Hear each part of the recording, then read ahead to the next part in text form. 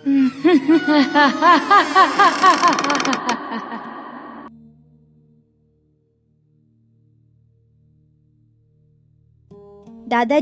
आज कुछ अच्छी डरावनी कहानी सुनाओ ना। अच्छा, तो मैं तुम्हें आज कुछ अलग कहानी सुनाता हूँ। कभी कभी जंगलों में ऐसे रहस्य छिपे होते हैं जो इंसानों ने नहीं बल्कि अंधेरे ने पैदा किए होते हैं।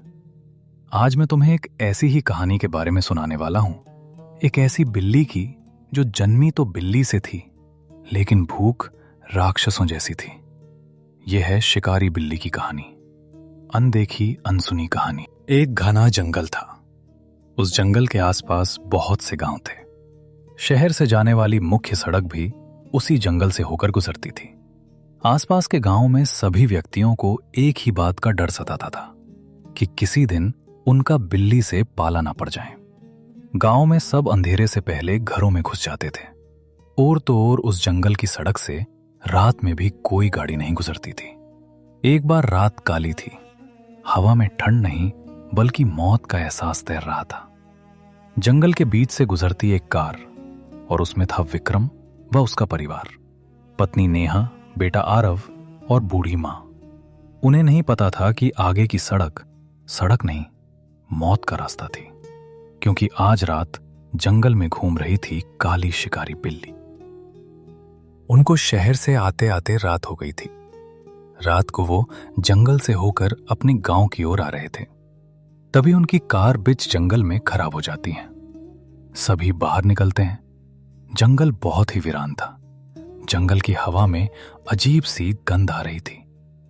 उस रात अमावस्या की रात थी, जो अंधेरा हो रहा था। जंगली जानवरों की आवाज और एक सुनसान से सन्नाटा सबको डरा रहा था। इतने में ही अचानक पीछे से एक डरावनी आवाज सुनाई देती है। विक्रम पीछे देखता है। उसने पहली बार उसे देखा। एक बहुत ही भयानक डरावनी काली बिल्ली थी जो विक्रम और उसके परिवार को देख रही थी। काली शिकारी बिल्ली जो इंसानों का पीछा करती है, पर हमला तभी करती है जब उसे भूख लगे, और आज की रात उसकी भूख जाग चुकी थी। चारों जंगल में अलग अलग दिशाओं में भागते हैं। बिल्ली ऐसे दौड़ती है जैसे इंसानी स्पीड हो। शिकार शुरू हो चुका था। विक्रम बहुत ज्यादा डर गया था। ऐसा लग रहा था मानो बिल्ली नहीं, कोई राक्षसी आत्मा हो। उस बिल्ली को कहीं से तो इतनी शक्ति मिल रही थी। कोई तो था जो उसे ऊर्जा प्रदान कर रहा था। तभी विक्रम और उसका परिवार एक झोपड़ी में घुस जाते हैं। वहां उनको एक तांत्रिक मिलते दिखता है। तांत्रिक उनको देखते ही समझ जाता है कि आज बिल्ली द्वारा इनका शिकार किया जा रहा है। तांत्रिक बोलता है, शांत हो जाओ बच्चा, मैं सब समझ गया हूं। उस बिल्ली ने तुम्हारा शिकार करने की कोशिश की है, लेकिन तुम किस्मत वाले हो जो अभी तक जिंदा हो। बाबा, हमें बचा लीजिए उस बिल्ली से। उसकी आंखों में अजीब सा डरावनापन है। वो कोई साधारण बिल्ली नहीं लगती बाबा। सही कहा बच्चा, वो कोई साधारण बिल्ली नहीं है। वो इस जंगल की रानी यक्षिनी की मायावी बिल्ली है। ये बिल्ली यक्षिनी के लिए इंसानों का ताजा खून इकट्ठा करती हैं, क्योंकि यक्षिनी इंसानों के ताजा खून से स्नान करती हैं और ये बिल्ली उनका मांस खाती हैं। बाबा, आप ही हमें बचा सकते हो। कुछ तो रास्ता होगा। हम उस यक्षिनी से माफी मांग लेंगे। यक्षिनी को बस में करना किसी के हाथ में नहीं है। फिर भी तुम मेरी शरण में आए हो तो तुम्हें अपनी जान पर खेल कर बचाना मेरा धर्म है बच्चा। तांत्रिक उन सब को लेकर यक्षिनी के भूतिया स्थान की ओर लेकर जाता है। वहां कोई नहीं था। अचानक एक औरत प्रकट हुई। वो थी यक्षिनी। उसकी आंखें काली रात जैसी गहरी थीं, देखने में सुंदर, लेकिन भीतर ऐसा भंवर छिपा था जिसमें इंसान की हड्डियां तक कांप जाती थीं। यक्षिनी का चेहरा किसी स्वर्ग नारी जैसा था, मगर उसकी परछाई उस सुंदरता का सच बता देती कि वो मौत की दस्तक है। कौन आया है मरने के लिए? मेरी प्यारी बिल्ली, मेरे लिए खून का इंतजाम नहीं किया क्या तूने?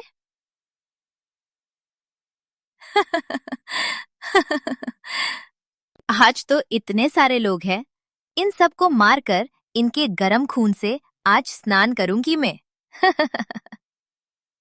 रुको, ये मेरे मेहमान हैं।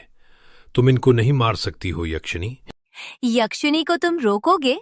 तुम्हें तो मैंने इसलिए छोड़ रखा है क्योंकि तुम्हारा खून अब ठंडा हो चुका है।